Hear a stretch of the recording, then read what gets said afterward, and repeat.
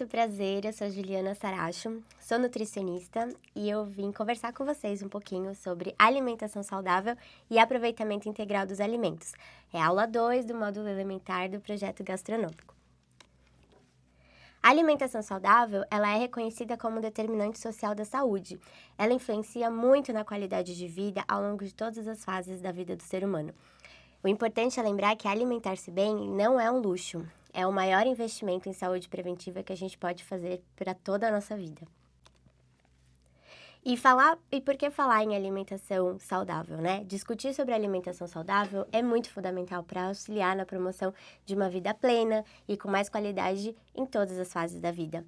E o impacto diretamente na saúde dos idosos, com uma nutrição adequada, sendo um pilar essencial para a manutenção da vitalidade, autonomia e, por que não, a prevenção de algumas doenças crônicas que aparecem na terceira idade. Os benefícios da saúde em geral, para uma alimentação, né, mais consciente, impactada positivamente, né, na energia, no humor, a imunidade, né, para os idosos e a capacidade cognitiva de todo ser vivo. Segundo a OMS, a malnutrição ela contribui para mais de 40% das mortes globais. Doenças crônicas não transmissíveis, como diabetes, hipertensão, doenças cardiovasculares e até alguns tipos de cânceres, elas já estão associadas diretamente a padrões alimentares inadequados. O nosso mecanismo biológico, ele é funcionante devido a uma alimentação mais adequada. Os antioxidantes que reduzem a inflamação em doenças crônicas sistêmicas, as fibras alimentares presentes nesses alimentos melhoram a nossa microbiota intestinal. Os ácidos graxos de ômega 3, ômega 6 e ômega 9, eles protegem o sistema cardiovascular e também o sistema nervoso. Os micronutrientes, eles são muito essenciais também para funções metabólicas simples do nosso organismo, auxiliando também na longevidade e na qualidade de vida. A longevidade e a qualidade de vida, ela está diretamente ligada a uma alimentação mais saudável. A dieta mediterrânea, por exemplo, ela reduz em 30% a mortalidade nos idosos e melhora a energia, a disponibilidade de uma capacidade melhor funcional, melhora de energia, humor, a cognição, previne sarcopenia, fragilidade e a perda de autonomia, que é um dos grandes medos, né, da terceira idade em relação à independência, à movimentação. Dentro da alimentação saudável, existem alguns princípios básicos da alimentação, como são apresentados no o Guia Alimentar para a População Brasileira. É um documento referenciado pelo Ministério da Saúde, estabelecendo os princípios básicos e bem práticos, incentivando e orientando melhoras alimentares, promovendo mais saúde, respeitando a cultura de diversas regiões e a acessibilidade devido à rotina de cada pessoa. Dentro desse documento, a gente encontra os alimentos divididos em grandes grupos, né? Como os alimentos naturais, que são as frutas, verduras, legumes, fornecendo vitaminas e minerais essenciais, as fibras alimentares, antioxidantes e fitoquímicos super importantes para o desenvolvimento do nosso organismo. As proteínas que a gente também encontra, né? Tanto nas proteínas vegetais, que são feijões, grão de bico, ervilha, lentilhas, e as proteínas de origem animal, carnes, ovos, peixes, frangos, essenciais para o desenvolvimento de musculatura e preservação dessa massa muscular. Fornece também minerais importantes como ferro e zinco e o ômega 3 através dos peixes também. Carboidratos integrais, que são de extrema importância para o fornecimento de energia. Então, vem o arroz, pão integral, batata, e as gorduras boas também, que mesmo consumidas em pequenas quantidades, auxiliam também na saúde cardiovascular. São elas azeite, castanhas, o abacate também, que é uma fruta riquíssima em gordura, considerada uma gordura excelente para a gente consumir. A hidratação, a água, no caso, ela é um componente muito fundamental para a manutenção de uma alimentação saudável. O consumo recomendado é de 2 a 2,5 litros por dia, prioritariamente em forma de água. A gente isenta de bebidas açucaradas, chás, sucos, e outras bebidas também que não estão sendo tratadas como água pura. Dentro, né, dessa divisão dos grupos alimentares, surgiu um sistema, né, que foi desenvolvido pela Universidade de São Paulo, adotado também pelo Guia Alimentar Brasileiro, classificando os alimentos pelo grau e finalidade de processamento. Aqui a gente encontra, né, os grupos 1, que são os grupos in natura e os minimamente processados. No grupo 2, a gente tem os ingredientes culinários. Grupo 3, alimentos processados, e o grupo 4, os alimentos ultraprocessados. Lembrando que do grupo 1 ao grupo 4, a gente vai classificando de acordo com o grau do processamento. E o que são, né, os alimentos in naturas? São aqueles alimentos que a gente obtém diretamente da natureza, sendo ele plantas ou animais, sem nenhum tipo de alteração, mantendo sempre a originalidade da sua procedência. Então, a gente tem os grupos principais: a origem vegetal, origem animal e água, que é um alimento in natura muito essencial e ele é muito frequentemente negligenciado, principalmente pelos idosos. A OMS, ela recomenda que as frutas e vegetais in natura, que fornecem como toda uma base dessa alimentação saudável e diária, seja associada à redução também de consumo, de risco de doenças cardiovasculares e aparecimento de diabetes tipo 2 ou alguns tipos de câncer também. Dentro desses 4 grupos, a gente inicia, né, falando sobre o grupo 1, que são os minimamente processados em conjunto com os alimentos in natura. Eles passam por alguns processos simples, como limpeza, pasteurização, resfriamento, mas eles ainda mantêm a originalidade da sua procedência. Por exemplo, cereais e grãos, que a gente encontra em arroz, milho, trigos, eles são muito ricos em fibras, indispensáveis para a base alimentar, vitaminas e minerais. Auxiliam também no funcionamento intestinal, favorecendo, né, a saúde do idoso. Leguminosas secas, que a gente fala das proteínas vegetais, então feijão, lentilha, ervilha, são todos ricos em ferro e são fundamentais também para auxiliar na preservação de massa muscular.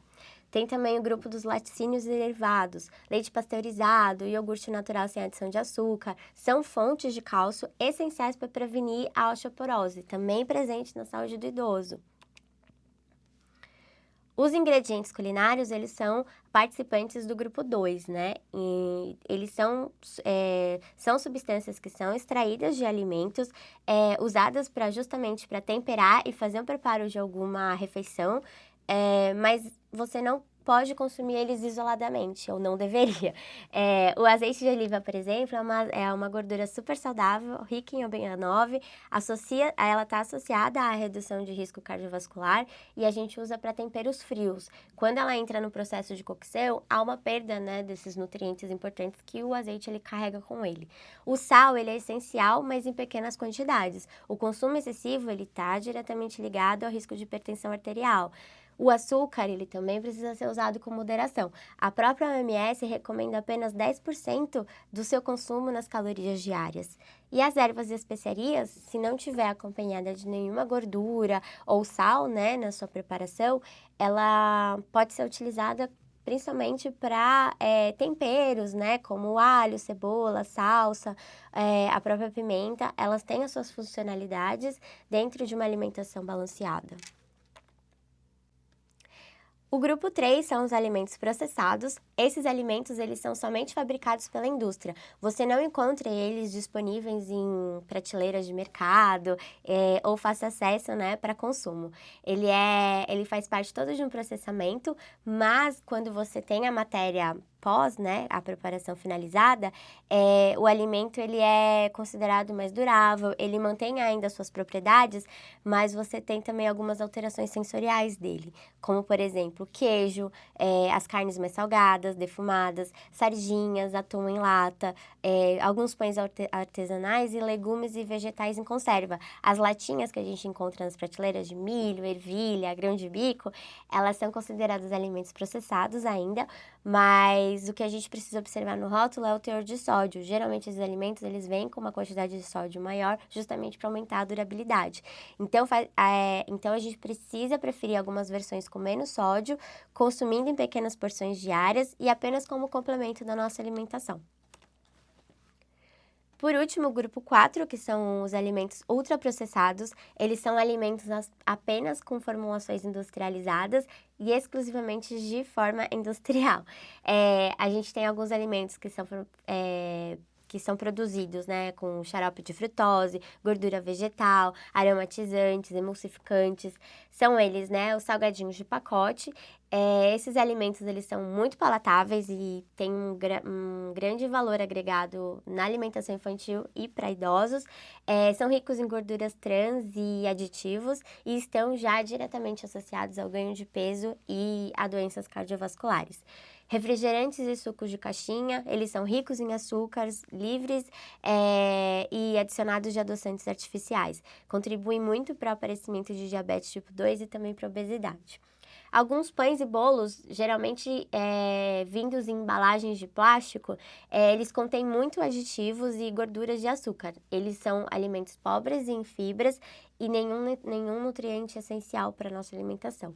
Sem falar também do macarrão instantâneo e as sopas em pó. Eles são extremamente ricos em sódio e a sua porção ela pode ultrapassar até 50% da ingestão diária recomendada. Qual o impacto, né, dos ultraprocessados na saúde do indivíduo? Alguns estudos, eles apontam que o consumo frequente desses alimentos já está associado ao aparecimento de diversas doenças crônicas, e especialmente na população idosa. Cerca de 58% das calorias da dieta do brasileiro, ela vem proveniente de ultraprocessado. E o maior risco de depressão em idosos é devido ao alto consumo desses alimentos, cerca de 62%. O aumento de risco de mortalidade também é preocupante, porque cerca de 31% já tem risco de mortalidade por todas as causas associadas ao consumo elevado desses alimentos. E algumas doenças também estão associadas ao consumo excessivo de ultraprocessados. Doenças importantes como hipertensão arterial sistêmica, DM tipo 2, obesidade já com as síndromes metabólicas como esteatose hepática, doenças cardiovasculares, até o declínio cognitivo e algumas demências também já são associadas ao excesso do ultraprocessado. Sem contar com cânceres, principalmente o câncer do trato digestivo. Alguns dados alarmantes também em como os brasileiros estão se alimentando. A POF, que é a Pesquisa de Orçamentos Familiares, realizada pelo IBGE, mostrou que o padrão alimentar do brasileiro, ele se afasta progressivamente dos alimentos naturais e caseiros. Aqui no gráfico, a gente consegue ver que se juntar os ultraprocessados com os alimentos processados, ele vai ultrapassar o consumo de alimentos in natura. Apesar do arroz e feijão ele já fazer parte, né, do prato da população brasileira no dia a dia, o consumo de alimentos industrializados e ultraprocessados cresceu 13% em uma década, enquanto frutas, verduras, legumes, os alimentos considerados in natura já estão abaixo do recomendado pela OMS. A alimentação, ela não é só consumo de calorias e nutrientes. A alimentação, ela vai muito além desses nutrientes e macronutrientes. A comida, ela é uma parte fundamental da nossa própria existência. Ela vai além da ingestão de nutrientes diário. Ela é um ato complexo que envolve muitos aspectos da nossa vida. A conexão e o afeto em refeições e oportunidades para compartilhar momentos em família, com amigos, realizações, eventos, né, festivos, ela traz essa socialização direto para a mesa e é vital para o ser humano. A cultura e tradição, a alimentação, ela é um pilar de uma cultura, de uma região. Sabores, receitas já se tornaram rituais culinários que passam de geração em geração para cada família, né? O prazer e o bem-estar integral. Então, desfrutar daquela comida, daquele momento, ter a experiência de provar, experimentar texturas, sabores, contribui muito para a satisfação de um relacionamento afetivo com a comida. Aqui a gente traz de uma maneira bem prática a idealização, né, de um prato saudável. Um prato que deveria estar presente, né, no nosso dia a dia, tanto nas refeições principais de almoço e jantar, vou auxiliar vocês na montagem desse prato.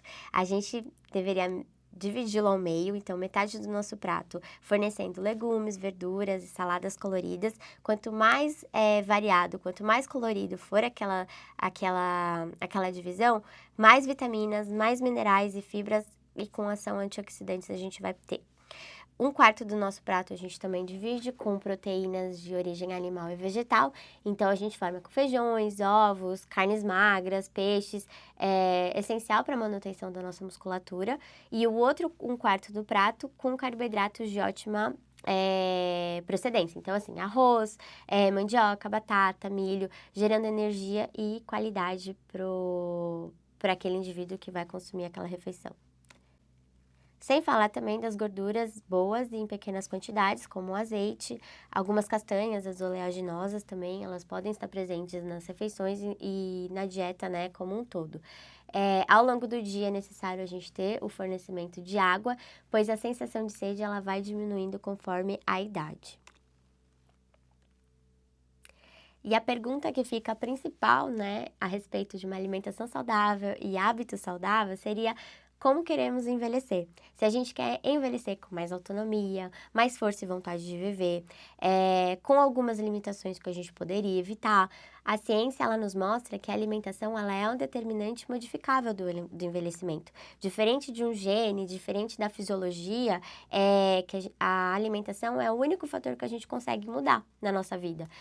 O que a ciência diz, né, a respeito da alimentação? A alimentação ela é o único fator que a gente consegue mudar em relação ao envelhecimento. O gene, o próprio desenvolvimento fisiológico, ele não é mutável, mas a alimentação a gente pode mudar. Uma jornada sobre a escolha dos alimentos in natura minimamente processados e as opções de refeições mais saudáveis optadas por nós, especialmente para quem busca viver uma vida melhor a cada dia. E como acontece o envelhecimento, né? Como que o corpo, ele responde a esse processo?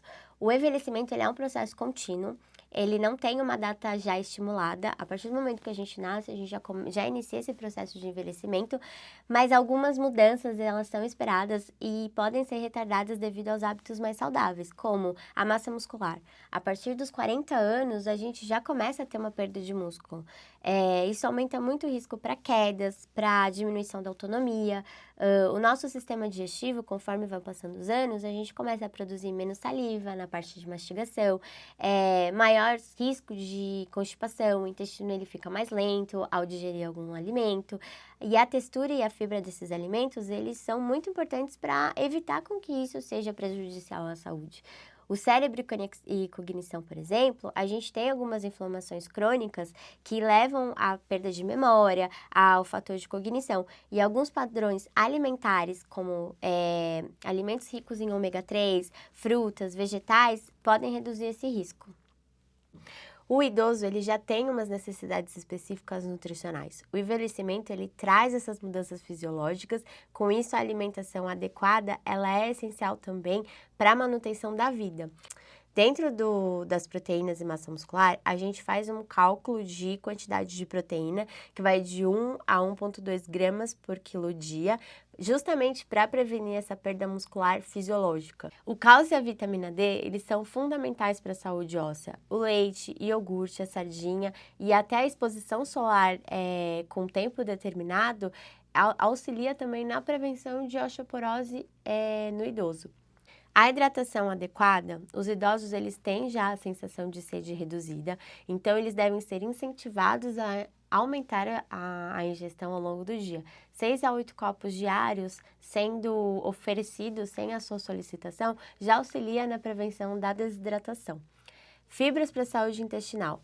Frutas, verduras, legumes, os grãos, eles auxiliam na prevenção da constipação nessa população, o que já é muito comum, principalmente em idosos institucionalizados.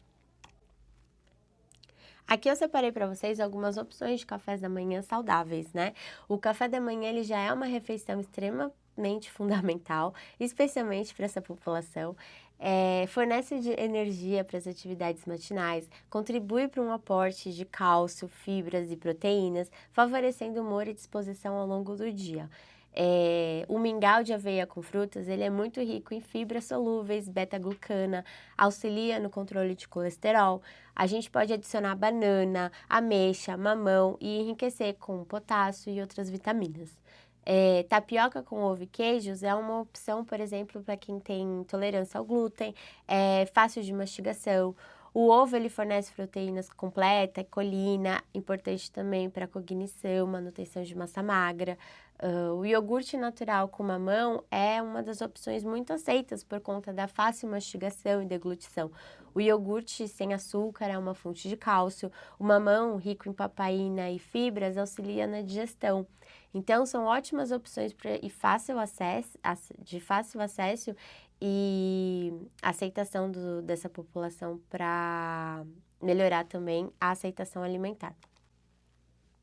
Almoço e jantar, pensando naquele prato que a gente já montou no modelo de prato saudável do brasileiro, a gente consegue combinar com mais variedade, cor, textura e juntar todos os grupos alimentares de extrema importância, que são, tendo como base os carboidratos, a leguminosa diária, né, feijão, lentilha, grão de bico, a ervilha, metade do nosso prato dividido em vegetais e hortaliças e a proteína de qualidade. Se possível e acessível, né, preferir peixe 2 vezes na semana, o frango sem pele, ovo e carnes magras, né, sem a capa de gordura.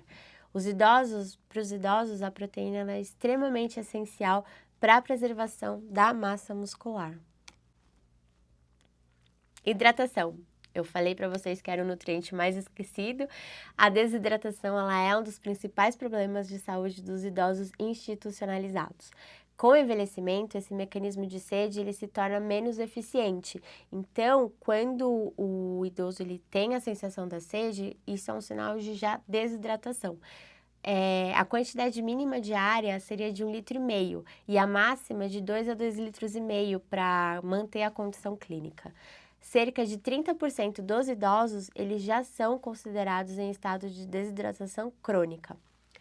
Adultos jovens, o corpo dos adultos, por exemplo, adultos jovens, é formado 70% de água.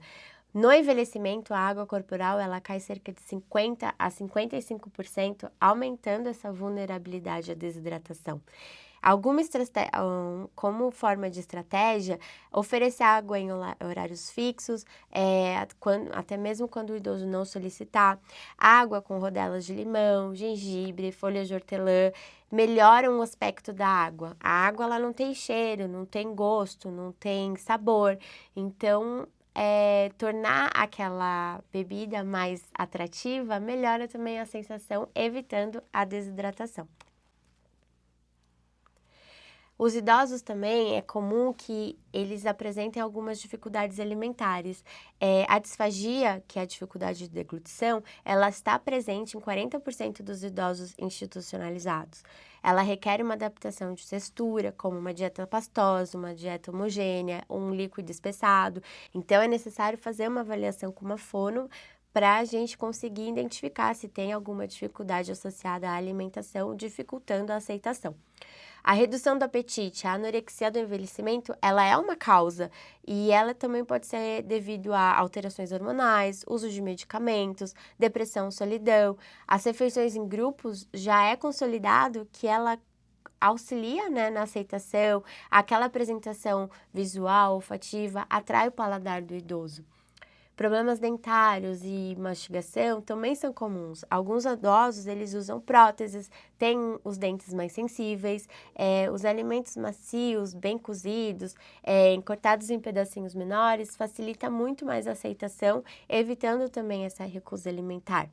Sem falar do isolamento e depressão. A solidão, ela reduz o prazer ao comer, independente da idade. Refeições em grupo, conversa, a atenção dos cuidadores são estratégias muito poderosas que facilitam e auxiliam, né, no aumento da ingestão durante as refeições. Mais do que comer as refeições, preparar as refeições, é saber ler os rótulos ao comprar esses alimentos. É uma habilidade fundamental na hora de fazer compra, pensando num hábito saudável e uma alimentação melhor. O que a gente pode observar, né, primeiro, é a lista de ingredientes. O primeiro item é sempre o de maior quantidade, e se o açúcar e a gordura aparecerem entre os 3 primeiros, a gente precisa ter uma certa cautela, né, na compra daquele alimento.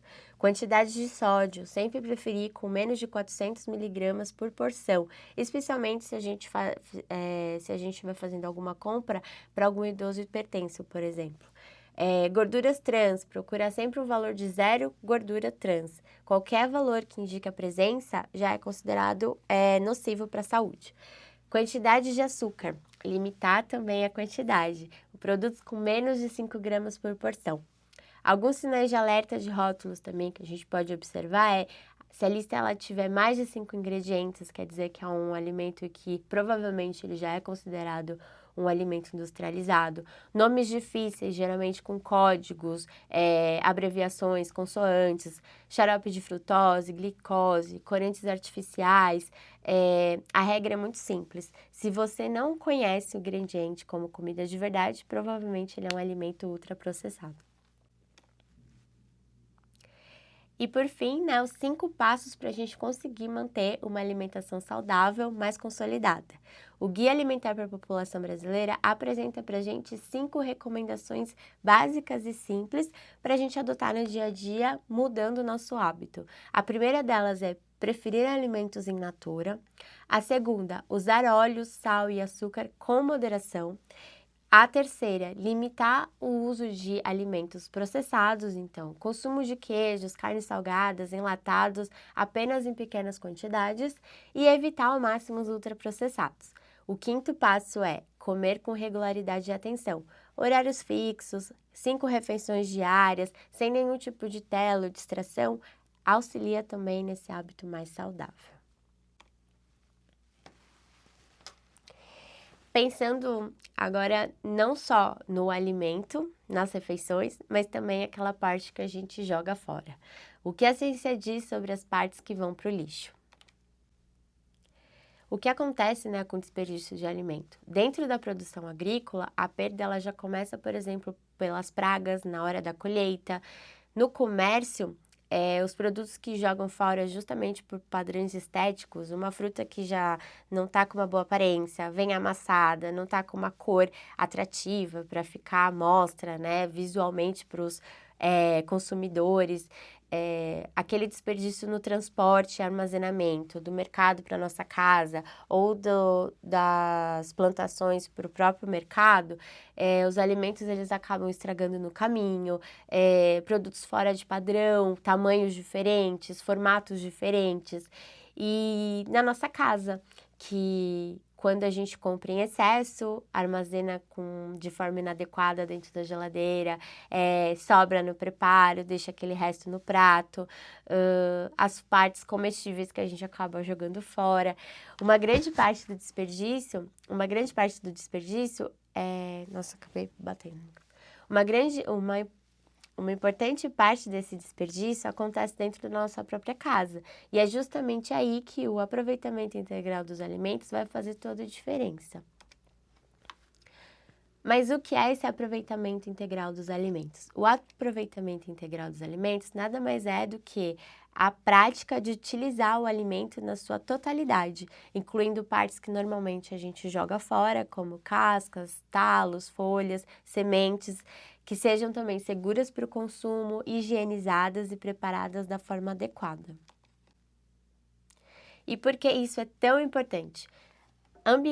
De forma ambiental, a gente gera menos lixo orgânico, menos emissão de gás metânicos nos aterros, menos desperdício em cadeia produtiva, seja ela no plantio, transporte, venda e até no nosso consumo, e contribui também para os objetivos de desenvolvimento sustentável. Falando de forma econômica, né? A gente rende mais nas refeições com aquela mesma quantidade dos alimentos, auxilia no orçamento familiar, contextos onde há insegurança alimentar, quando você não tem estrutura financeira para adquirir os alimentos durante a semana, com o aproveitamento você consegue estender as refeições e o seu cardápio semanal. Boas estratégias em instituições, então escolas, restaurantes, fazem com que você reduza os custos na hora da compra. Nutricionalmente, muitas vezes a parte que a gente joga fora é justamente a parte que tem mais fibra, vitaminas, minerais, como por exemplo a cascas das frutas, existem frutas com mais fibra na casca do que na própria polpa. Socialmente, culturalmente, a gente resgata alguns valores, né, que os nossos bisavós, os nossos familiares tinham, estimula a criatividade dentro da cozinha, projetos, né, em escolas, restaurantes, hortas comunitárias de forma mais diferenciada, reduz o lixo, e como o aproveitamento integral, ele auxilia no combate ao desperdício, reduzindo o lixo orgânico produzido em casa, então talos, folhas, sementes que a gente jogaria fora, a gente começa a utilizar como bolos, farofas, temperos. O resultado é menos sacos de lixo e menos matéria orgânica indo para os aterros. Aumenta mais o rendimento das compras, então, ao comprar um alimento e aproveitá-lo ele por inteiro, a gente acaba transformando aquele alimento em outras preparações. A cenoura, ela vai para salada, o ramo dela vai para um pesto, um molho para servir com uma carne, por exemplo. Na prática, a mesma compra, ela vai render mais refeições. Então, a gente gasta menos, faz menos compras e idas ao mercado e planeja melhor os cardápios semanais. Evita que os alimentos estraguem e sejam esquecidos na geladeira. Quando você pensa em, o que eu posso fazer com isso antes que estrague? Já tem um reaproveitamento, por exemplo, com as sobras, transforma os restos em novas preparações, aproveita cascas para um uso futuro em alguma sopa, temperos. Então, isso vai criando ao longo do tempo uma cultura do aproveitamento, ao invés de uma cultura de descarte, como acontece hoje em dia. Mudar esse conceito de lixo na cozinha, a parte que a gente chama de lixo, na verdade, ela é só um alimento com um valor nutricional que a gente não utiliza. Então, olhar antes, por exemplo, a casca de banana como lixo, agora a gente acaba vendo para um possível ingrediente, para um bolo, para um pão. A mudança mental ela ajuda no planejamento melhor das refeições, servir apenas o que a gente come, não deixar o resto no prato e guardar corretamente o que sobrou. Conecta as práticas mais sustentáveis, não só o consumo, né, o aproveitamento, mas também aquela parte que estragou, a gente pode usar como compostagem, o congelamento das partes para um uso futuro e o uso criativo das sobras para uma cozinha mais criativa. Eu separei para vocês também alguns alimentos, né, que a gente encontra nas geladeiras das famílias, né, com mais facilidade. As partes que a gente geralmente descarta e os seus possíveis usos. Por exemplo, a melancia, aquela parte branca da casca, a gente geralmente joga fora, mas ela também pode se tornar num doce de conserva ou um tipo picles, parte crocante para salada. A banana que a gente costuma jogar a casca fora, ela pode virar um brigadeiro, uma farofa. A cenoura com as folhas, um pesto, um refogado para omelete. Tudo pode ser aproveitado. A casca da batata, chips assados e caldos. Algumas receitas interessantes também, como o pesto da rama de cenoura, que eu havia falado, uma sopa cremosa de abóbora com casca, aproveitando ela inteira, né? O vinagrete da casca da melancia. O público vegano e vegetariano também pode consumir através do aproveitamento integral dos alimentos. Carne louca de casca de banana, por exemplo. A gente transforma a casca num preparo com uma aparência de uma carne desfiada, por exemplo. E não só falando do preparo, a gente precisa de uma segurança no manuseio. Então, a higienização, ela precisa ser efetiva, lavar bem em água corrente, usar uma solução sanitizante, descartar o que já está estragado. É imprescindível que a gente não utilize as partes mofadas, com cheiro estranho, deterioradas. Elas podem ir para a compostagem, mas elas não podem ir para o prato na hora de consumir. Respeitar as restrições individuais. A gente tem alguns indivíduos com alergia, pessoas hipertensas, então assim, quando for consumir algum alimento, ele precisa estar orientado e acompanhado por uma nutricionista. E para encerrar aqui ficam as 3 ideias principais da aula. Envelhecer é inevitável, mas como envelhecer é uma escolha nossa. A alimentação ela influencia na força, na mente, no humor, é autonomia para quem já é idoso e para todos nós também que estamos envelhecendo. O aproveitamento integral dos alimentos é um cuidado inteligente, não é comer resto, é valorizar aquele alimento por inteiro, usando as partes ricas em nutrientes, reduzindo o desperdício e criando um afeto com as receitas que a gente produz. A cozinha ela é um lugar de saúde, afeto e responsabilidade. Quando a equipe ela se pergunta, será mesmo que esse talo é lixo? Ela já está fazendo um cuidado, tendo uma educação nutricional e uma gestão responsável ao mesmo tempo. Bom, obrigada, gente, a cada pessoa que esteve aqui comigo. Agradeço e espero que até a próxima.